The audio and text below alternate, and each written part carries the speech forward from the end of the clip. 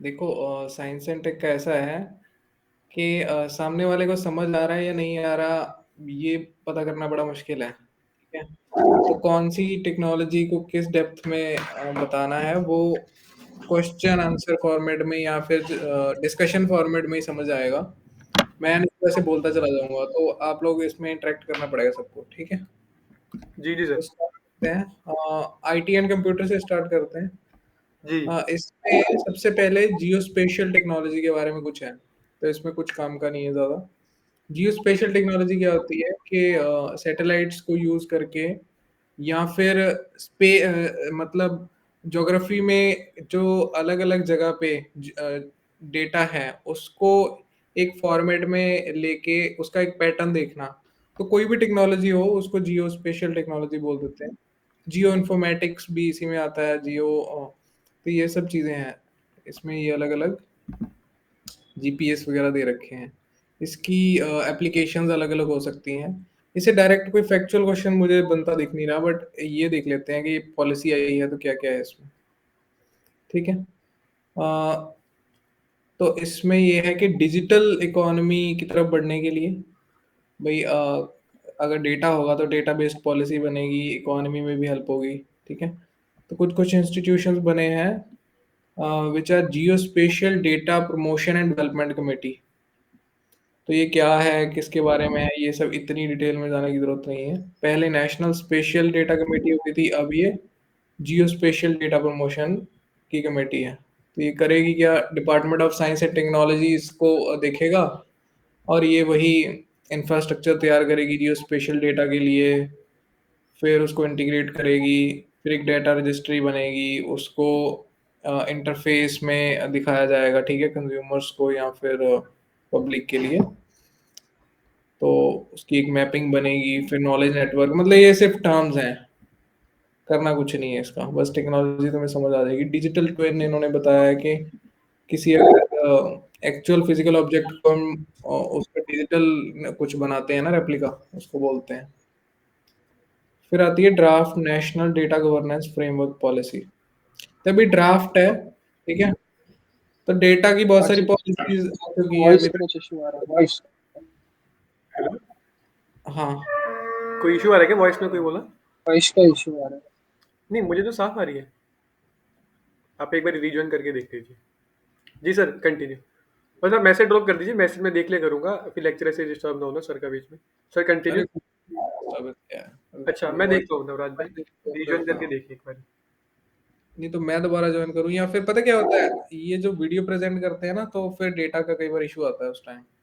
नहीं सर, मुझे तो सही आ रही है। आई थिंक उधर फिर नेट का इशू तो उधर हो रहा होगा। मुझे सही आ रही है ठीक आवाज़ आपकी। ठीक है।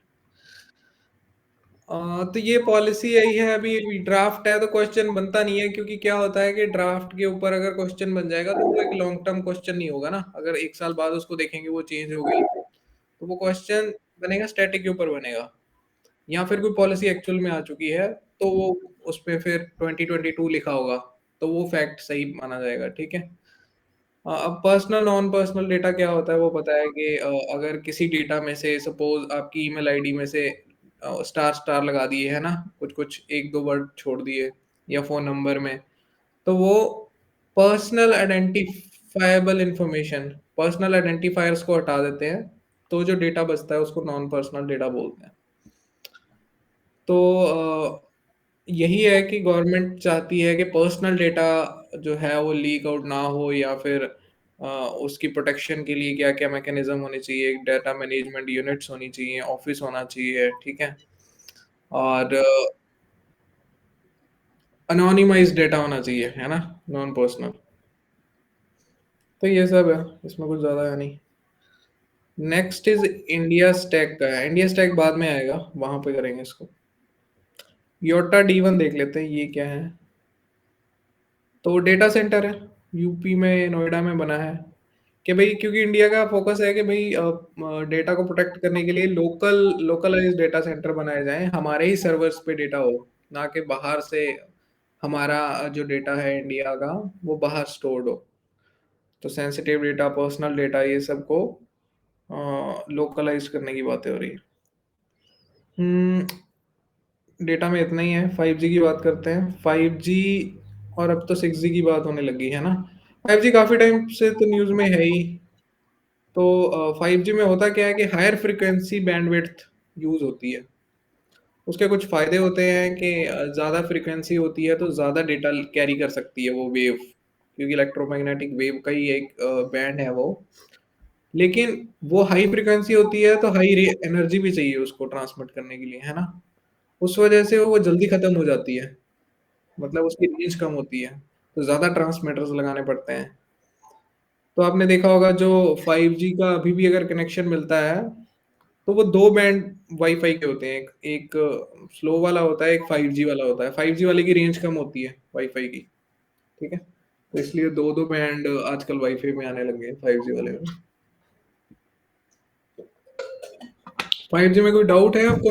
इसमें तो कुछ खास इन्फॉर्मेशन नहीं है, ये लिखा हुआ है कि और भी टेक्नोलॉजीज़ इसमें हो सकती हैं 5G में। मीमो करके हैं, मैसिव मल्टी यूज़र आउटपुट, ठीक है? मतलब इसमें क्या है कि बहुत सारे ट्रांसमीटर्स एक जगह लगा दिए जाते हैं, तो उसकी कुछ आई थिंक इसकी डिटेल में जाने की ज़रूरत नहीं है। जी, जी सर, ये तो बस ऐसे ही टर्म्स ही है, बस पता होना चाहिए कि बीम फोर्सिंग वगैरह 5G से रिलेटेड है, दैट्स इट। और फाइबराइजेशन क्या है? फाइबर ऑप्टिकल फाइबर डाल दो तो वो फाइबराइजेशन है। तो नेटवर्क स्लाइसिंग क्या है कि ये थोड़ा ये है कि बहुत सारी टर्म्स दे देते हैं तो दिमाग में एकदम इसको पढ़ना और मुश्किल है। तो सिलेक्टिवली ही देखना पड़ेगा इसको हमें। 5G आर्किटेक्चरल लैंडस्केप में स्लाइस मतलब नेटवर्क का एक पोर्शन, उसको स्पेसिफिक नीड के लिए रखा जा सकता है, ठीक है? मान लो 5G का कोई नेटवर्क है, सिर्फ एक वेबसाइट के लिए उन्होंने दे दिया, होता है ना? जी, जी। तो ये 5G स्पेक्ट्रम ऑक्शन ये कोई डालने वाला था ही नहीं article. Open radio access network, तो ये पूलिंग है बहुत सारे नेटवर्क्स की। तो जो ओपन ओपन है, ओपन रेडियो एक्सेस, बस इतना ही पता होना चाहिए। रेडियो मतलब रेडियो वेव्स को यूज़ करता है। तो बस इसमें कुछ यही इंपॉर्टेंट है, इतना डीप में जाने की तो जरूरत नहीं है, और ना ही हम इतना पता भी था। इसमें यह है कि इसमें तो कुछ हार्डवेयर सॉफ्टवेयर का इशू होता था। अगर 5G हमें एस्टेब्लिश करना है नेटवर्क कहीं पे, तो उसका हार्डवेयर सॉफ्टवेयर ना एक ही पहले वेंडर से आया करता था, जिस कारण से काइंड ऑफ मोनोपोली रहती थी। तो अब सरकार ने उसका ओपन रेडियो एक्सेस नेटवर्क दे दिया, मतलब वो हार्डवेयर कहीं से प्रोक्योर कर सकते हैं, सॉफ्टवेयर कहीं और से भी प्रोक्योर कर सकते हैं। तो उसके कुछ रिगार्ड में था बेसिकली, थोड़ा उसको ओपन करने के लिए इस पूरी मार्केट को 5G को। तो बस इतना हमें मोटा मोटा आइडिया होना चाहिए इसके लिए। अब वो हार्डवेयर कौन सी कंपनी प्रोवाइड करती है, सॉफ्टवेयर क्या था, उतने डीप में जाने की जरूरत नहीं है हमें। यही था ठीक इसमें है। 5G open radio access network में खास तो। हम्म। जी, Integrated platform for both hardware and software. Therefore, it is difficult to mix vendors for its different units. जी उनको एक ही पे डिपेंड रहना पड़ता था पहले। डिटेल में तो पता नहीं है। हाँ, और जरूरत भी नहीं सर जाने की उतने में। ठीक है। फिर है सैटेलाइट कम्युनिकेशन। तो ये है कि एक तो होती है टेरेस्ट्रियल कम्युनिकेशन, ठीक है, जो इंटरनेट नॉर्मल चल रहा है। एक है कि सैटेलाइट के थ्रू हम करें। तो उसके कुछ एडवांटेजेस, जैसे सैटेलाइट फोन होता है, तो वो लॉन्ग डिस्टेंस के लिए ठीक है, या फिर ऐसी जगह पे जहाँ पे नॉर्मल नेटवर्क नहीं है, ठीक है। जी, जी। तो ये भी इन्होंने फालतू डाला हुआ है। वाईफाई, ये भी ये पीएम वानी करके है, ये पुराना ही है, फ्री पब्लिक वाईफाई के लिए, बस इतना पता होना चाहिए। जी, जी। स्प्लिंटर नेट मतलब, स्प्लिंटर मतलब अलग अलग कर देना। अब ओवरऑल नेट अगर सेम है वर्ल्ड का, तो कोई भी रशिया की किसी वेबसाइट को हैक कर सकता है, यूएस को हैक कर सकता है यहाँ बैठे बैठे, है ना? तो रशिया और चाइना क्या ट्राई कर रहे हैं कि हमारा जो पूरा नेटवर्क है ये अलग हो जाए, जी, फ्रेगमेंटेड हो जाए, ठीक जी। है। सोवरेन इंटरनेट की बात कर रहे हैं। जी, जी। Iron curtain, online iron curtain भी उसको बोल रहे हैं, ठीक है। या ग्रेट फायरवॉल ऑफ चाइना। तो ये सब टर्म, इसमें से कुछ भी स्प्लिंटर नेट आए तो पता होना चाहिए क्या किस बारे में है, बस। Giga mesh, innovative wireless network solution that can give fiber like bandwidth internet services to suburban and rural areas. तो गीगा मेश भी एक टेक्नोलॉजी है। होता क्या है कि बहुत सारी टेक्नोलॉजीज होती है इंटरनेट प्रोवाइड करने के लिए। सपोज वायर से प्रोवाइड कर दिया हमने, एक ऑप्टिकल फाइबर डाल दिया, अब वहां से कनेक्शन जाएगा, ठीक है। एक होता है वाई मैक्स करके होता है, जिसमें माइक्रोवेव्स के थ्रू ट्रांसमिट किया जाता है इंटरनेट। ये गीगा मेश भी एक ऐसे ही टेक्नोलॉजी है। तो वायरलेस नेटवर्क है इसमें भी, बट डिटेल में कैसा है, मतलब वाई मैक्स से कैसे अलग है, वो इतना मुझे नहीं लगता कि डिटेल में जाने की जरूरत है। बस है क्या उसके बारे में पता होना चाहिए। फिर बात करते हैं वीपीएन। वीपीएन नाम से क्लियर है, वर्चुअल प्राइवेट नेटवर्क।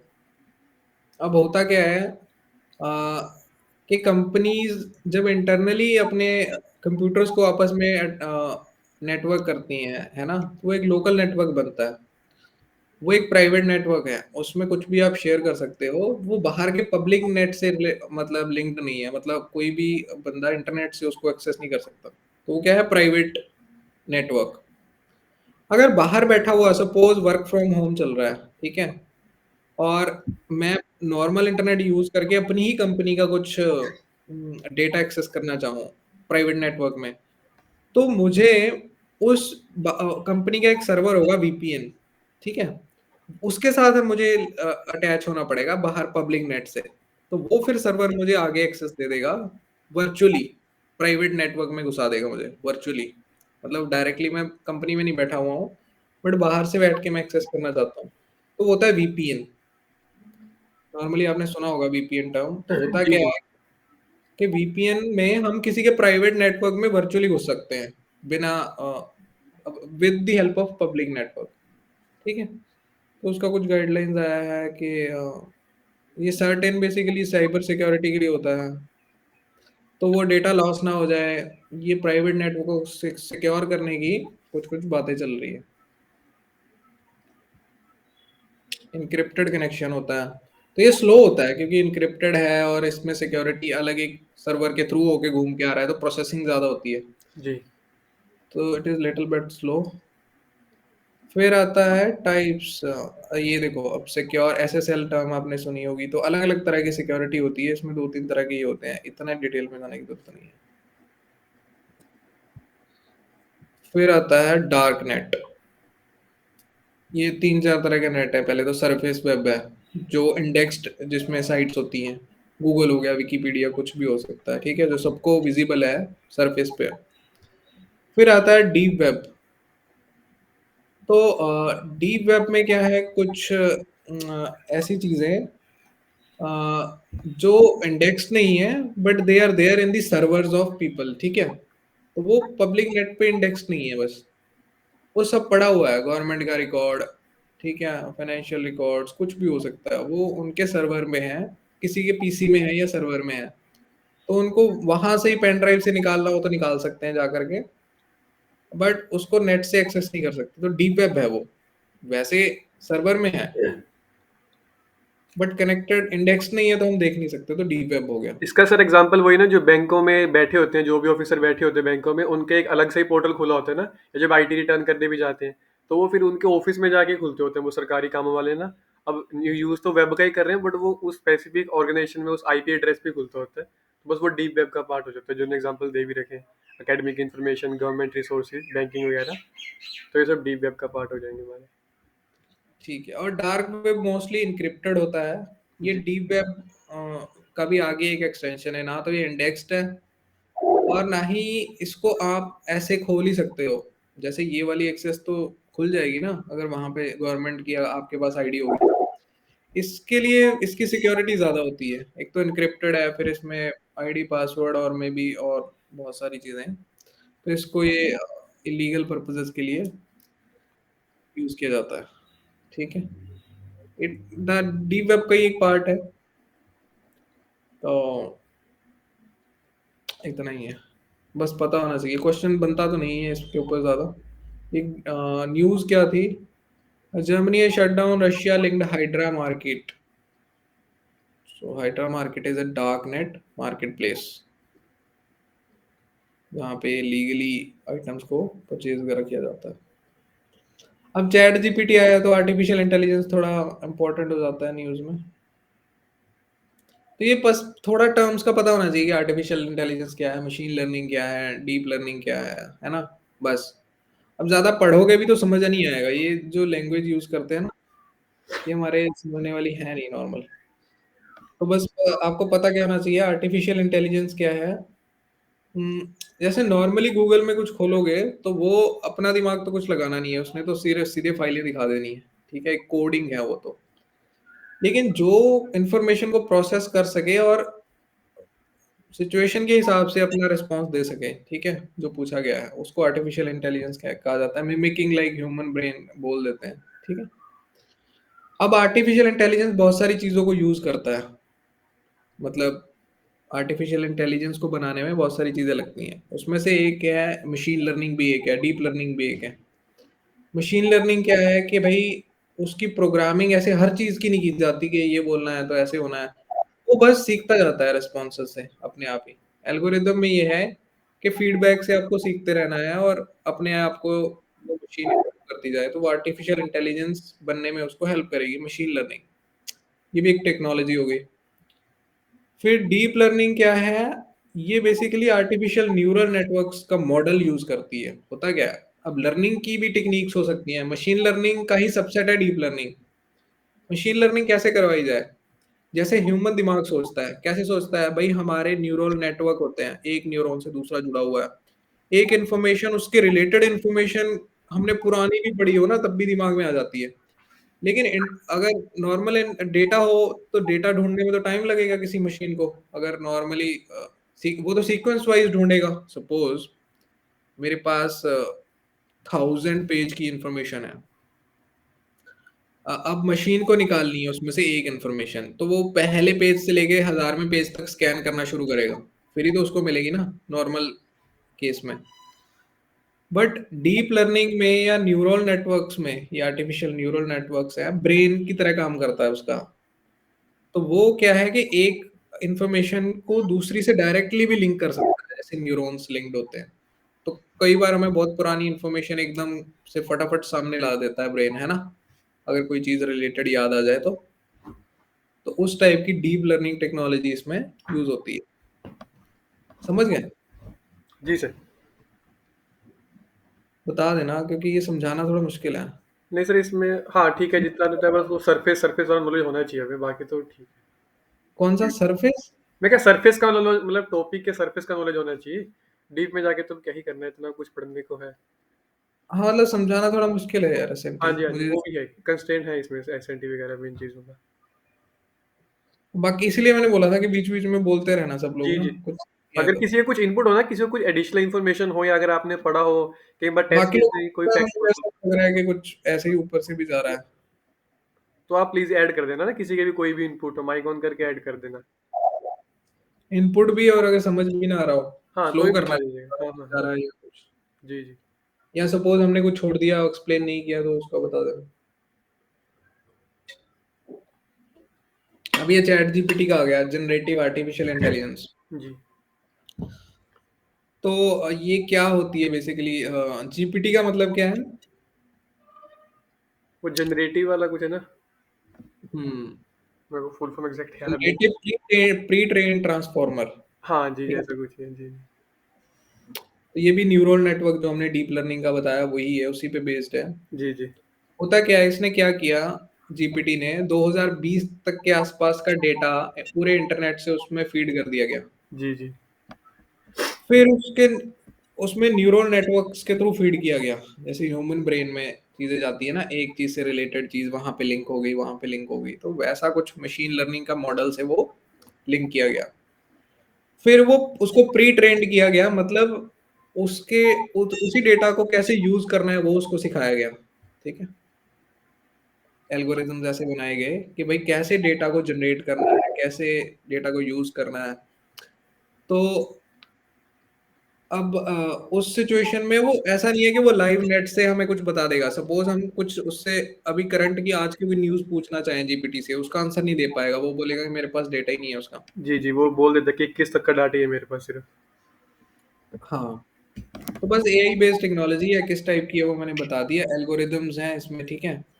फिर लैम्ब्डा क्या है? लैम्ब्डा भी मशीन लर्निंग मॉडल ही है, ये गूगल ने बनाया था, है ना? जी जी, इसी प्रोजेक्ट के तहत उन्होंने वो बनाया ना, जो गूगल बार्ड जिसकी बात कर रहे थे, वो इसी बार्ड प्रोजेक्ट के थे। है ना? हाँ जी, हाँ जी। गूगल का बार्ड है, ओपन एआई का चैट जीपीटी है, फिर ये कोडेक्स डेली कुछ ये भी है। डेली है जो इमेज प्रोड्यूसिंग के लिए, जो डेली वाला है ना, वो स्पेसिफिकली इमेज प्रोड्यूसिंग के लिए है। अगर आपको कोई ए जनरेटेड इमेज चाहिए तो आप डेली पे जाएंगे।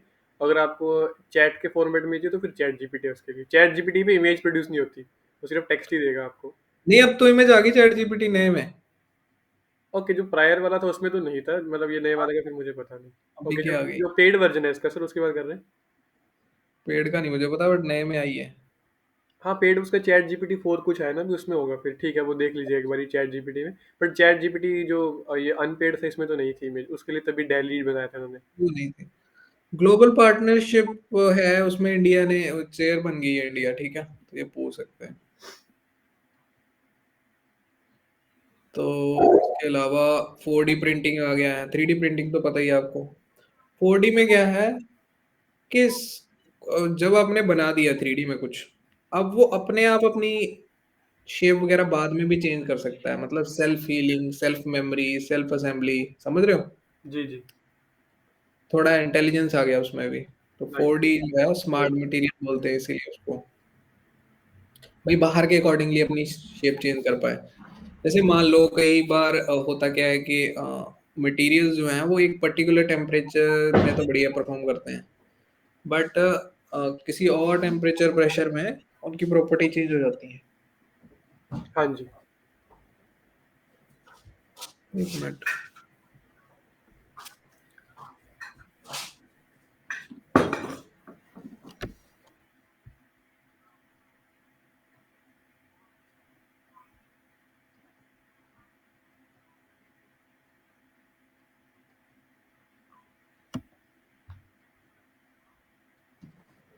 हाँ,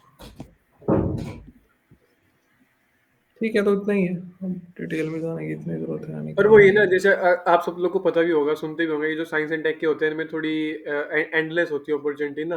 तो ऑप्शन, जो 4 ऑप्शन, अगर ऐसी कोई बहुत फ्यूचरिस्टिक टेक्नोलॉजी से हम बोलते हैं ना, तो उसके वो 4 ऑप्शन होंगे, वो बहुत प्रोबेबिलिटी रहती है कि वो 4 ही उसके आंसर होंगे, जिसे हम बोलते हैं कि D all of the answer होगा। तो थोड़ा ओपन माइंडेड अप्रोच करना है क्वेश्चन को ना, 4D वाले को भी। जैसे होता है कि सेल्फ अरे हीलिंग। ऑल ऑल तो मैं तो नहीं बोलूंगा कि ऑल ही होंगे, बट ये तुम लोग देख मतलब लो। एक बायसनेस रहता है सर, मतलब। मतलब ये पढ़ाना थोड़ा मुश्किल है, ये मैं समझ सकता हूँ कि हाँ, ये बात तो है। इतनी क्लैरिटी भी इतनी नहीं, मतलब धीरे धीरे आएगी। और इसमें एक पढ़ के भी नहीं आता, ये इतनी बढ़िया नहीं है पीटी ना। इसमें सब ऐसा एक्सप्लेन नहीं है बिल्कुल कि आपको समझ ही आ जाए, बस इसमें न्यूज़ दे रखी है, तो ऊपर ऊपर से बस मतलब मोटा थोड़ा मोटा। कॉमन सेंस तो लगाना पड़ती है ऑप्शन पढ़ते वक्त, ये नहीं कि बिना देखे ही साइंस एंड टेक करके डी कर दिया। जो उसके लिए, उसी के लिए तभी तो पढ़ते हैं हम करंट अफेयर ना, कि पहले पढ़ के एक बेसिक सेंस हो जाए, ताकि फिर उस हिसाब से करते हैं। चल कोई नहीं, थोड़ा ही बचा है, ज्यादा लोड नहीं लो। हाँ जी, हाँ जी। इसको आईटी इसको खत्म करते हैं, फिर ये पढ़ लेना सब लोग अपना अपना। क्वांटम की डिस्ट्रीब्यूशन क्या है? ये बेसिकली क्वांटम कंप्यूटिंग का ही है एक टेक्निक, ठीक है। क्वांटम मैकेनिक्स के लिए कम्युनिकेशन टेक्नोलॉजी है बेसिकली। क्या करते हैं, जिसमें क्वांटम को यूज किया जाता है। क्वांटम में दो प्रिंसिपल्स हैं, सुपर पोजिशन और एंटेंगलमेंट, है ना? सुपर पोजिशन क्या है कि भाई नॉर्मली डिजिटल वर्ल्ड में क्या होता था कि इधर कोई जीरो होगा, है ना, या वन होगा, जो भी पोजीशन बोल लो। लेकिन सुपर पोजीशन में क्या है कि जीरो और वन दोनों एक टाइम पे हो सकता है, तो वो कॉम्प्लेक्स मतलब ये इसको करने के लिए ना, प्रॉब्लम्स को सॉल्व करने के लिए, तो वो फास्टर कर सकता है उसको बहुत। जी तो क्वांटम सुप्रीमेसी भी एक टर्म आती है। इंटेंगलमेंट होता है कि एक जगह अगर दो फोटॉन्स हैं, ठीक है, दोनों में से एक का अगर चेंज किया जाए कुछ पोजीशन, या जो भी वो स्पिनिंग का उसका होता है ना, हम करते थे जी, इलेक्ट्रो स्पिन इलेक्ट्रॉन करता होता है, इलेक्ट्रो होता है स्पिनिंग करता। टाइप के कुछ करते थे। जी जी। तो अगर एक की कुछ स्पिनिंग चेंज की जाएगी तो दूसरे की ऑटोमेटिकली चेंज हो जाएगी, वो जबकि कितना भी डिस्टेंस हो, ठीक जी है, तो जी। इंटेंगल्ड होते हैं दोनों आपस में। इसी चीज को यूज करते हैं इसको की बनाने में, मतलब क्रिप्टोग्राफी में यूज करते हैं। तो हाँ जी। क्वांटम की डिस्ट्रीब्यूशन है कि इसमें क्या है कि एक तो सिक्योरिटी अच्छी होती है, क्योंकि नॉर्मली क्या है, हम यहाँ से वाईफाई, सपोज मुझे तुझे की भेजनी है कोई जी किसी चीज़ की, क्रिप्टोग्राफी की, अब कोई कोई मैंने इंक्रिप्शन कर दी, अब मुझे की तुम्हें भेजनी है। नॉर्मल नेटवर्क से मैं भेजूंगा तो वो की भी पकड़ी जाएगी रास्ते में। भाई हम्म। वेव ही है, सेम फ्रिक्वेंसी की वेव है, अगर किसी ने लगा दी है वो रिसीवर रास्ते में, तो वो वो रिसीव कर सकते हैं जी। हाँ पकड़ लेगा।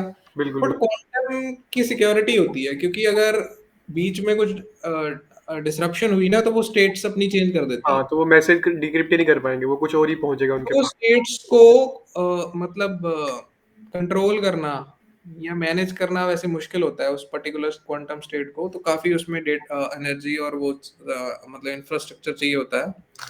बट फाइनली अगर हम कर पाए तो वो सिक्योर होता है बहुत। जी जी डिस्ट्रीब्यूशन का मतलब यही है, जी। सिक्योर डिस्ट्रीब्यूशन ऑफ की। फिर ये आ गया प्रूफ ऑफ स्टेक। तो अब देखने में लग रहा है पता नहीं कौन सी नई टेक्नोलॉजी आ गई है, तो ये कुछ नहीं है, ब्लॉकचेन ही है। ब्लॉकचेन का मैकेनिज्म क्या होता था, अलग अलग ब्लॉक्स बनते हैं जिनकी एक नेटवर्क बनता है उनका, ठीक है। तो जितने भी ब्लॉक्स या नोड्स हैं वो डिसेंट्रलाइज्ड फॉर्म में काम करेंगे। अगर सब एक एक डेटा को सब लोग रेटिफाई नहीं करेंगे तो वो ट्रांजैक्शन मानी नहीं जाती है ना, तो इसीलिए बोलते हैं कि डिसेंट्रलाइज्ड होता है वो। तो वो टेक्नोलॉजी जो है ब्लॉकचेन, वो किसके ऊपर, किसी एल्गोरिदम के ऊपर तो काम करेगी भाई। अब अगर 51 पर पहले क्या होता था, 51% लोग अगर रेटिफाई कर दें तो वो ट्रांजैक्शन मान ली जाती थी। लेकिन उसको रेटिफाई करने का भी एक तरीका होता था, तो लोग खुद जा करके रेटिफाई करते थे। वो एक कॉम्प्लेक्स प्रॉब्लम की फॉर्म में होती थी, उसको प्रूफ ऑफ वर्क बोलते थे पहले, ठीक है।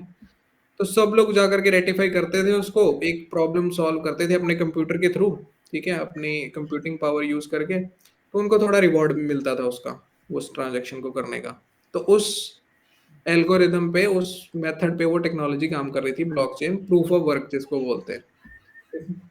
ये यहाँ पे लिखा भी हुआ। बट उसमें क्या, बहुत ज्यादा पावर यूज होती थी, क्योंकि सब लोग अपने कंप्यूटर को लगा के रखते थे और इतने लोगों का एफर्ट जा रहा है उसमें, है ना। तो उसको बदलने के लिए बहुत ज्यादा एनर्जी एनर्जी को सेव करने के लिए ये वाली टेक्नोलॉजी आई, इथेरियम, जो कि एक ब्लॉकचेन ही है बेसिकली, आई थिंक क्रिप्टोकरेंसी है ना इथेरियम। हाँ जी सर, इथेरियम क्रिप्टो करेंसी है। तो उन्होंने क्या किया, इथेरियम। प्रूफ ऑफ स्टेक कर दिया। जी अब जी प्रूफ ऑफ स्टेक क्या होता है, जिसमें यह है कि सब लोगों को नहीं करना है, कुछ लोग जो ऊपर के टॉप स्टेक होल्डर हैं 51%, वो सिर्फ ये काम करेंगे, जी जी। ठीक है। तो उससे क्या होगा, एनर्जी कंजम्पशन कम होगा, ठीक है। तो अलग अलग ये स्टेक्स ले लिए, समझ लो जैसे किसी कंपनी में स्टेक्स होते हैं, तो उस टाइप का ओनरशिप दे दी। तो बस इतना ही इसमें याद रखना है। एनएफटी भी दे दिया है इन्होंने बीच में ही डब्बा बना के। एनएफटी क्या है, ये भी एक क्रिप्टो की ही आगे एक सब टेक्नोलॉजी है। नॉन फंजिबल टोकन्स, मतलब एक डिजिटल ऑब्जेक्ट को प्लेस कर दिया जाता है, ठीक है, ताकि उसकी अ, और ब्लॉकचेन टेक्नोलॉजी के थ्रू उसको ऑथेंटिसिटी दी जाती है, मतलब सब लोग रेटिफाई करते हैं कि हाँ ये इस बंदे ने बनाया है डिजिटल एसेट, और ये इसी का हो गया है, इसको टोकनाइज कर दिया गया है, ठीक है। तो फ्रॉड कोई और नहीं इसको ले सकता। जी जी। और फंजिबिलिटी होती है assets ability to be exchange with the similar asset without fungible sacrifice. Sir वही, जैसे मान मतलब फंजिबल जैसे करेंसी है, जैसे मान लीजिए 1000 रुपये करेंसी मेरे पास, मैं अगर 1000 दूंगा आपको तो मेरे को आप 100 के 10 नोट दे सकते हैं ना। तो मतलब करेंसी फंजिबल है। लेकिन यही जब एनएफटी में क्वेश्चन आया, तो एनएफटी के जैसे मान लीजिए मैंने कोई इमेज बना दिया एनएफटी की, है ना। तो मैं वो आपसे वो नहीं कर सकता, बार्टर नहीं कर सकता उसको कि भाई ये लो, ये मेरी इमेज ले लो, मुझे अपनी इमेज दे दो। क्योंकि उसकी अलग वैल्यू है, उसकी अलग वैल्यू है ना। तो वो नॉन फंजिबल टोकन्स है। और फंजिबिलिटी वही है कि आप सेम ही उसमें डिनोमिनेशन में उसको ट्रांजेक्शन कर सकते हैं उसका। जो इधर लिखा अच्छा, भी होगा तो सर एक्सप्लेन कर हाँ, देंगे। Must be purchased as a whole, not divided नहीं हो सकता। मतलब ये नहीं मैंने आपको एक एनएफटी दिया, आप बोल रहे हैं तो 100 रुपए के 10 एनएफटी 10-10 रुपए के ले ले, ऐसा नहीं होता है एनएफटी में ना। उसके अलग अलग इंडिविजुअल होती है, लेकिन करेंसी में वैसा कर सकते हैं। तो वो ठीक चीजें है, हैं फंजिबिलिटी वाली। आगे फेशियल रिकॉग्निशन सिस्टम दिया हुआ है। ये क्यों दिया है इन्होंने पीटी में, ये डिजी यात्रा इनिशिएटिव आया है। जी जी। इस बार की ट्रांसक्रिप्ट देखोगे तो ये बहुत बार पूछ रहे हैं वो, कि ये डिजी यात्रा आया हुआ है, क्या है ये? क्यों पूछ रहे हैं? क्योंकि जो भी एयरपोर्ट में जाता है उसको पता है कि वहां पे लाइन में खड़ा होना पड़ता है पहले एंट्री के लिए ना, जी जी चेक इन के लिए। तो उस टाइम को कम करने के लिए ये सीधा फेशियल रिकॉग्निशन ही लगा दिया उन्होंने। होता क्या है, एक ऐप है डिजी यात्रा, उसमें आप अपना फेस स्कैन कर दो, ठीक है, और आधार वगैरह सब डाल दो, तो चेक इन के टाइम पे क्या है, वो सीधा ही आपका फेस रिकॉग्नाइज कर लेगा और सीधा एंट्री, लाइन में लगना ही नहीं पड़ेगा। जी समझ गया? जी जी। ईज ऑफ लिविंग हो गया बेसिकली। हाँ, इतना इजी है। अब देखने में लग रहा है पता नहीं इसने क्या समझाया है, कुछ समझाया नहीं है इसने, सब बकवास की हुई है बस। बस याद कर लीजिए ना, ये डीजी यात्रा के कंटेक्स्ट में अभी जो ये अभी न्यूज में आया है ये। और डिजी यात्रा क्या है? वो फेशियल रिकॉग्निशन है। डिजिटल यात्रा, जी जी, तो नाम से पता है। और भी जगह यूज कर सकते हैं, हाँ सर, टिकट क्रिमिनल बुक वाले में सी टीएनएस भी इसको यूज करेगा ये आगे in future. Hmm.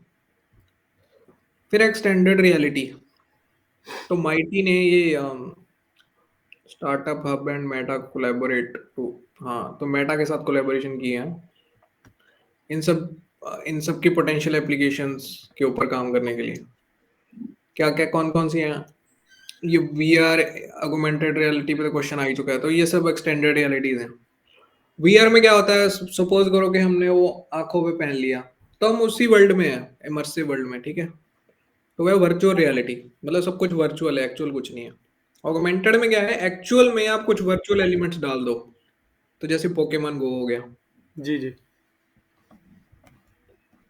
Similarly mixed reality है वो, उसमें कुछ इसका रहेगा, रियल एनवायरनमेंट रहेगा और कुछ वर्चुअल रहेगा। तो एप्लीकेशंस क्या है, गेमिंग में, मेडिसिन में सर्जन्स को ट्रेन किया जा सकता है। अब सर्जन के सामने क्या होगा, एक्चुअल बंदे की बॉडी जैसा कुछ दिखेगा, वो वहां जो जो करेगा फिर वो उसको यहाँ फील पे भी कर वो। पाएगा बेसिकली, है ना, वो कुछ टाइप ऑफ ऐसा होगा, उसको सेंसेस देगी। ऑगमेंटेड रियलिटी से एजुकेशन कितनी बढ़िया हो सकती है। सपोज क्लास में हम बैठे हुए हैं और जी, टीचर हर एक बच्चे के सामने वो एक वर्चुअल इमेज प्रोड्यूस कर पा रहा है, बायोलॉजी में काफी हेल्प करेगा ना, बायोलॉजी केमिस्ट्री जाता फिजिक्स है, इन सब चीजों में। ठीक है। अब हर बच्चे के सामने वो सैंपल आ जाएगा, जी जी जी। तो वो अच्छा है। फिर आरएफआईडी क्यों? क्योंकि दिल्ली एयरपोर्ट पे आरएफआईडी शुरू हो गया। जी आरएफआईडी तो पता ही है सबको, जो जैसे आई थिंक फास्ट टैग भी आरएफआईडी होता जी है। जी जी जी, फास्टैग आरएफआईडी है। क्यूआर कोड क्या है, डायरेक्टली स्कैन करना पड़ेगा। एनएफटी क्या है, एनएफटी में टच करना पड़ता है। जी जी, फ्यू सेंटीमीटर्स ये टच करना पड़ेगा हमें। हाँ, तो रेंज कम है बट सिक्योरिटी भी उतनी ज्यादा है, हाँ जितनी जी, हाँ ज्यादा जी। की रेंज होगी। अब कोई टच ही नहीं करेगा तो हवा से थोड़ी ना कोई खींच लेगा। बिल्कुल बिल्कुल। जब तक हम अपना डिवाइस किसी के साथ टच नहीं करते या अपना आईडी कार्ड, तब तक वो हमारे आईडी कार्ड की इंफॉर्मेशन छीन नहीं सकता, ठीक है। जबकि आरएफआईडी में फिर भी पॉसिबल है। तो हर चीज का पॉजिटिव नेगेटिव थोड़ा देखते रहना। इंडिया स्टैक क्या है? इंडिया और स्टैक सर, मैंने बहुत। आरएफआईडी में ना एक चीज ऐड कर दूं इसमें ना, जैसे इसका जो अदर की इन्फॉर्मेशन आरएफआईडी में, इसमें देखिए do not require a direct line of site. जैसे हमें लग सकता है ना, जब हम फास्ट टैग में जाते हैं तो भाई डायरेक्ट उसकी साइट में ही रहता है हमारा, तो ना वो जो जो टैग रीड करता होगा हमारा। लेकिन इसमें है कि do not require a direct line of site. तो ये थोड़ा मुझे लगाता है थोड़ी अनोखी सी चीज है, क्योंकि देखने में लगता है कि डायरेक्ट लाइन ऑफ साइट में ही है, बट अगर नहीं हो तो भी चल जाएगा आरएफआईडी। तो ये थोड़ा आप फैक्ट देख अरे लीजिए। लाइन ऑफ साइट में तो तब है ना जब आप विजिबल लाइट यूज कर रहे हो। तो जो रेडियो है, हाँ मतलब स्टिल, मतलब मुझे इफेक्ट लगा मैं, क्योंकि लग सकता है कि सिर्फ इसको लाइन ऑफ साइड चाहिए रहता होगा, वरना कैसे पैसे काटेगा, बट वो काट लेगा फिर भी अगर आरएफआईडी चले।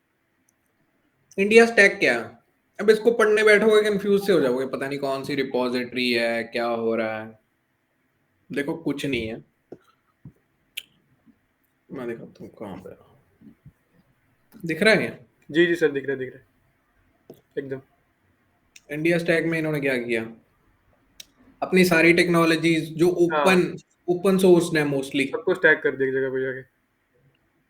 ताकि ग्लोबली लोग इसको यूज कर पाए।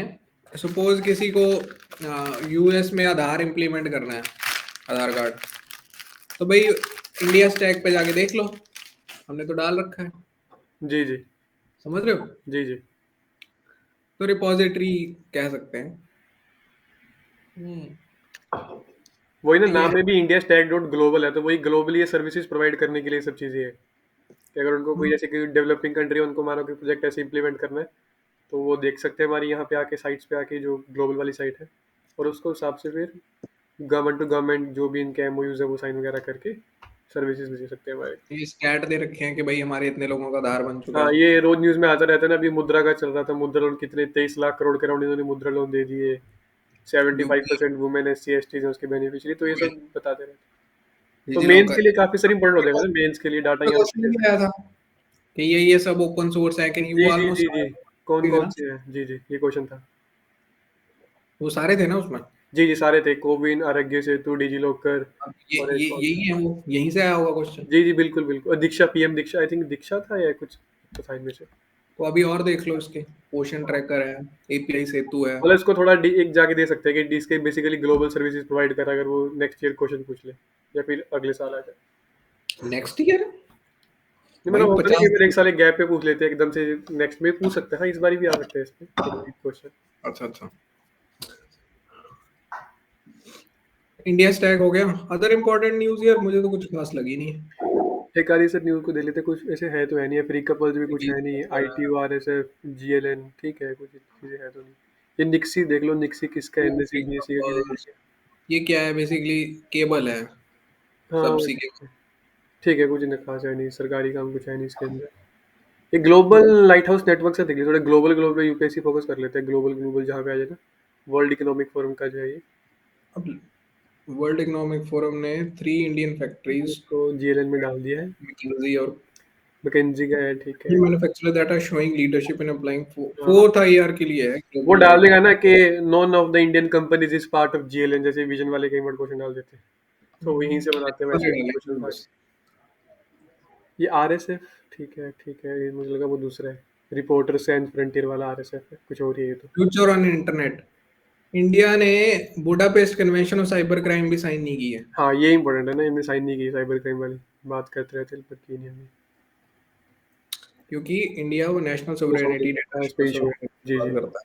जी तो जी। जहाँ डेटा की बात आ जाती है, इंडिया जल्दी बैक ऑफ, मतलब मोस्टली जब भी अंदर नहीं कन्वेंशन। जाता, टर्म्स एंड कंडीशन रहती है हमारी। तो डेटा में वो क्वेश्चन वो ऐसा टिक कर सकते हो ऑप्शन, ठीक है, इजीली। सर नीचे डिजी लॉकर था, डिजी लॉकर देखना, डिजी लॉकर में कुछ है क्या इंपॉर्टेंट? कुछ नहीं है भाई, माइटी डिजी लॉकर हैज तुम एन। सब यूज करती होंगे या सुने होगा, उसमें सब डॉक्यूमेंट डाल देने जिससे फिर आप उसको। डिजी लॉकर में क्या था, पहले लाइसेंस था, जी ठीक जी है, अपने सर्टिफिकेट्स होते थे जी जी, वो कॉलेज। संभाल सकते थे। अब इन्होंने हेल्थ रिकॉर्ड, आयुष्मान भारत वाला भी, मतलब डिजिटाइजेशन ऑफ हेल्थ रिकॉर्ड कर दिया। जी जी बेसिकली जो हेल्थ पॉलिसी आई थी 2019 में या 18 में, हाँ जी हाँ जी। 17 में ही थी। कौन सी सर? इलेक्ट्रॉनिक्स वाली? हेल्थ पॉलिसी 17 की, तो 2017। 17 में आई थी ना। जी जी। तो जिसमें था कि जीडी टू GDP का point seven two percent point of seven GD GDP का करना है। जी जी, 27। फिर उसमें ये भी था कि डिजिटाइज करना है हेल्थ रिकॉर्ड्स को, जी तो जी जी वो जी। डिजी लॉकर के थ्रू। वो खैर भी ना, आयुष्मान भारत, अच्छा ये गिवन, ये ABDM, ये इम्पोर्टेंट है काफी, ABDM। आईपीआर इन टेलीकॉम सेक्टर, कोई स्ट्रेटजी बनाई है जिसमें पेटेंट के लिए फंड बनाया है कि आप पेटेंट कर सको टेक्नोलॉजी को। Bharat technology bank, Indian patents को बाहर देने के लिए एक बैंक बना दिया, यहाँ से ले लो, ठीक है। इंटेलेक्चुअल प्रॉपर्टी मैनेजमेंट बोर्ड बनाया है। वाईफाई, ब्लूटूथ, जीपीएस, ये सब जो कोर टेक्नोलॉजीज होती हैं, ठीक है। FMAM, ये तो वही होता है, ये तो पुराना है, रेडियो रेडियो को चलाने की टेक्नोलॉजीज हैं। हाँ जी हाँ जी, वही है, फ्रिक्वेंसी मॉड्यूलेशन तो एम्पलीफायर्स। फ्रिक्वेंसी को आप मॉड्यूलेट कर लो या उसके एम्पलीट्यूड को, जी जी जी। ठीक है।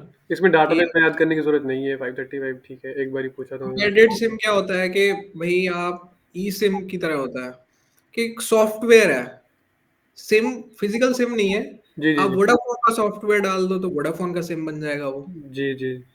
ठीक है। तो नहीं ई सर, आई सिम, थिंक इसमें पता क्या था वैलिडिटी सिम में, ये था कि वो सिम फोन के अंदर ही चिपक के आएगा, मतलब उसको निकालना मुश्किल है, वो वाली चीज आ जाएगी। हाँ तो वो भी है, प्लस हाँ, बस उसमें सॉफ्टवेयर डालना पड़ेगा। जी जी, वो भी सही सॉफ्टवेयर बात तो डालना पड़ेगा है। ना। हाँ। आर्यभट्ट वन, ये एआई बेस्ड है, स्पीच रिकॉग्निशन लाइक एलेक्सा, सिरी। ओके तो ओके, ये इंडिया खुद का चिप बना हुआ इंडियन है ना, ठीक है, अच्छी बात। चिपसेट है बेसिकली आर्यभट्ट वन, ये देखो चिप। हाँ जी, चिपसेट है ये। तो इससे कोई स्पेस प्रोग्राम मत समझ लीजिएगा ना आप, कि आर्यभट्टा था जो हमारा फर्स्ट। ये आर्यभट्ट है, क्योंकि वन से फीलिंग आ सकती है ना, वन वही पुराना वाला ही होगा ये तो भाई। बट ये हम्म, यही चिप है। थोड़ा सा इसमें साइबर सिक्योरिटी गाइडलाइंस ये तो आती रहती हैं, ये इस पे क्वेश्चन तो बनता नहीं है कि सर्टेन को 6 घंटे में इन्फॉर्म करो।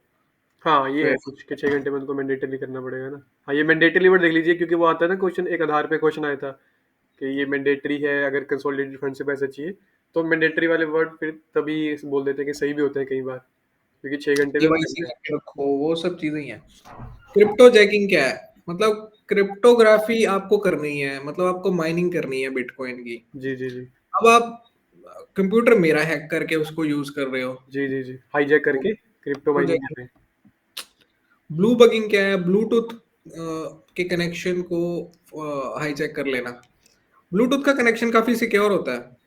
ब्लूटूथ का एक तो फायदा है कि उसमें बहुत कम पावर यूज होती है, जैसे वाईफाई को ट्रांसमिट करने के लिए ज्यादा पावर चाहिए। जी, जी। और ब्लूटूथ में सिक्योरिटी इसलिए होती है कि एक फ्रीक्वेंसी पे उसको ट्रांसमिट नहीं करते। वो क्या करते हैं, फ्रीक्वेंसीज को ना वो करते हैं, स्विच। मतलब फ्रीक्वेंसी ऊपर नीचे होती रहती है उसकी। जी, जी। मतलब 100 से लेके 200 तक, ऊपर नीचे, कम ज्यादा, ठीक है। तो वो, और सामने वाले के साथ जब हम अटैच होते हैं, सपोज मेरा ब्लूटूथ आपके साथ जुड़ गया, तो हम दोनों की फ्रीक्वेंसी एक साथ कम होगी, बढ़ेगी। तो जी, मतलब जी। वो जो, उसको कुछ टर्म होती है I think, frequency modulation type कुछ। तो वो, अब उसको भी बग करने लग गए वो क्या करते हैं कि ब्लूटूथ कनेक्शन को भी अ, वैसे ही उस फ्रीक्वेंसी की जो पैटर्न है चेंज होने का, उसको भी पकड़ लेते हैं। ओके। समझ? क्योंकि उसको काफ़ी मतलब, पुरानी हो चुकी है ना टेक्नोलॉजी, ब्लूटूथ ही अपने आप में, तो उसका आ ही गया होगा कोई ना कोई तोड़ तो। हाँ पुरानी है, बट क्योंकि पावर कम लेती है तो वो अभी भी चल हाँ, रही है। वो चीज़ तो है, जैसे सही। ब्लूटूथ आजकल वो एयरपॉड आ रहे हैं। हाँ, तो वो तो ब्लूटूथ से एयरपॉड होते हैं, सही बात। अब 1-2 घंटे पावर, मतलब वो मतलब काट देते हैं, 2-3 घंटे आराम से निकाल देते हैं, ठीक है। सही बात, सही बात। क्योंकि पावर कम यूज होती है। परम पोरुल, ये सब सुपर कंप्यूटर है, ये बस परम ठीक है, जिसके आगे परम आ जाए वो सुपर कंप्यूटर है। तिहान करके। बस यही है, परम शिवाय पहला इंडिजिनियस था, बस याद कर लीजिए, परम शिवाय पहला सुपर कंप्यूटर इंडिजिनियसली असेंबल था। और वो कुछ भी परम वरम कुछ भी डालते रहे आगे, वो पहला नहीं होगा, शिवाय पहला था, दैट्स इट। ठीक है भाई। बस इतिहान देख लीजिए, इतिहान आईआईटी हैदराबाद में कुछ था। सर फिर बायोटेक करवा दूं मैं? करवा ही देता हूँ। ठीक है, मैं 15 मिनट बचे। कोई दिक्कत नहीं, करा देते हैं। के कल कराएं? पूछ लो भाई, आज कोई बोल ही नहीं रहा है। बोलते तो कभी आज मैसेज ही में कर। करवा दीजिए। आज ही करवा दें? फिर हाँ, कल से फिर इको करते हैं। चलो ठीक है, मैं इस रिकॉर्डिंग को ऑफ करके दूसरी शुरू से रिकॉर्डिंग कर देता हूँ, ठीक है, ये आईटी स्पेसिफिक हो जाएगी एक। फिर इसके बाद हम कर लेंगे बायोटेक वाली। मुझे 1 मिनट दीजिए ना इसके लिए। कल कौन सा करना है? इकोनॉमिक्स बस आज खत्म सारा तो।